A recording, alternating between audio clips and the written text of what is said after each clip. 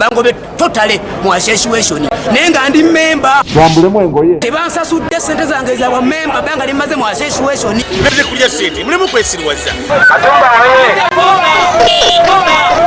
Did you hear Katumba oye anyway? Embeera entamye kangere mu bbala.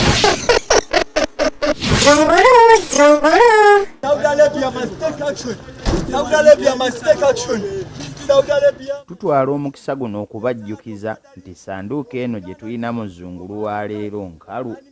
Omanye ennaku zino mwogera nnyo. Ndowooza eyo ne bwenvaayo. Lindako tubuuze. Kozi mulaga w'abakulu ne sanduuko ey'abafu. Bannayuganda bafa bantu. Tukoye bannayuganda ofiire Luwabu. Minisita of Labour ekola ki? Obwedda mugenda ku embassy ya Saudi Arabia ku bino ebya bannayuganda abaliyo. Nga bitalo. Neno poliisi teri wala.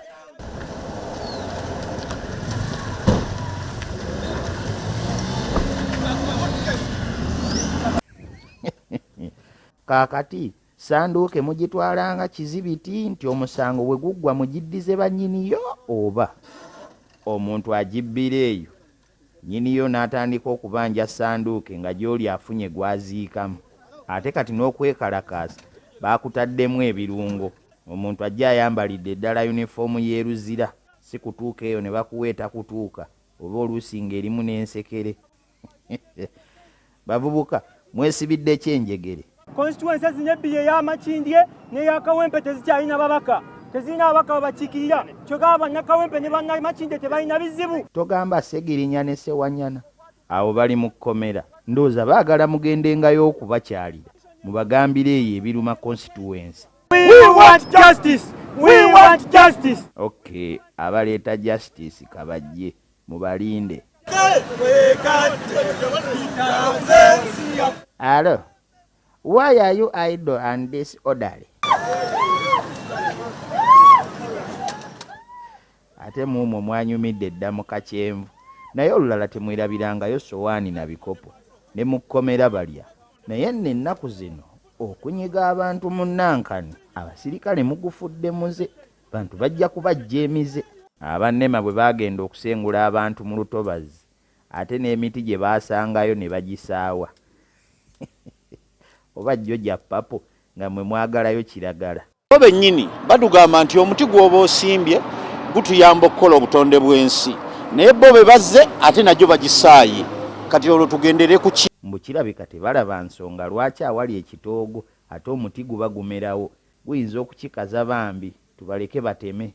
Kyova olaba ssente zanditeereddwa mu bikwekwetonga bino. Zandyongeddwa mu parish development model. Baatugambye nti obukadde 10 tubwesunge kitono mu bakuweereza 25. Fenga abamu tuli used to this government nti bwe kugamba nti ngenda kuwa nte ate ne baleetako mukira ne babagamba mukube mu ngalo ku nte tuleeseeko mukira ndi ate sizo gundi ejja kote ejja tuleetako amatu kakati gwe nga weebuuza are you giving me a cow oba ompaako busamambiro. Lutamaguzi leka kumalamu bantu maanyi. Abamu baamaze nadde okukabala balinze kasente. Abamu muyinza okuteekayo nnyo essuubi at the end of the day ne mwetuga ku miguwa n'ogamba nti bano abasajja bankozesa bwe bati ne bwe bati abamu nga musuubira nti waliwo ekinene ekigenda okujja. Tukkakkane kirabika bakyasasula bakozi ba gavumenti abo abaleeta transcript zaabwe nga basaba emirimu. Kozi n'ebyo bikyali awo. Ng'omuntu eyerabira n'ebiwandiiko bye bamuwadde omulimu okusingayo kuba omunene. Ebyewandiiko by'ofiisi tabyerabira oyo. Bishop bwoleka abantu emirimu bagifunira ku ssimu ennaku zino. Ye teyakola application naye olunaku lwe yali agenda oba yali agenda kozesa biwandiiko kye lwe yali agenda biwaayo lwe bamukubira akasimu jangu omulimu guguno wagututedde. Yesebo. Balyoka bamukubira ani yamukubira essimu. Lekooti Bishop Boza Ssennyonyi. Era nze nninda bwe banaatugamba eyakuba akasimu bamukutte. Amiina naffe kye tusabira kati omuntu yasigalidde kugumira ku byawandiikibwa. Naye buli kaseera ngumizibwa ebigambo Qur'an byetubuulira. Dr. Lulumye Bayiga oli wa ddiini ki ssebo? Ni musajja mukatuliki. Naye ninayo ekintu ekyatuuka ku Nabbi Muhammad sallallahu alaihi wasallam. nabbi yali abadde kisebo yali aterebuse ng'abantu babuulira tebakyamutegeera bamwogerera ebikikinike tebamuwuliriza Allah namusuulira essuura tuwulira seeka iza jaa nasrullahi walfatu waraaita nnasa yajiuluna fi dinillahi afwaja fasabbih rabbika astaghfir innahu kana tawwaba. Zempuliddemu ka astagafurula ebirala tuvvuunulire. Abantu abo abakwesuula bajja kutuuka ekiseera beekube mu mitima bagambe nti twasobya si bwe kiri ate tebajja kujja omu bajja kugira mu biki mu afuwaja nikitegeeza biki weebale nnyo weebalire eddala ate ompadde ka green.